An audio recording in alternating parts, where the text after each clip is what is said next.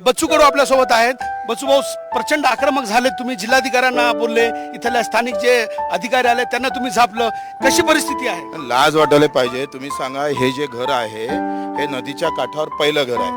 पहिल्या घराले 5 दिवस झाले, अजूनपर्यंत एक खडकू भेटला नाही। काय अर्थ आहे त्या प्रशासनाला? कशाला कलेक्टरनं राहावं तिथं?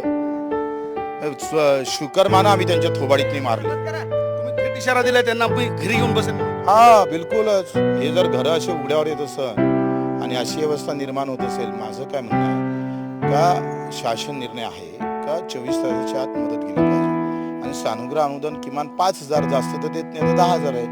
अन्न धान्य त्याला दिलं पाहिजे। उपाशी कोणी राहिलं नाही पाहिजे, त्याच्या घरात काहीच नाही।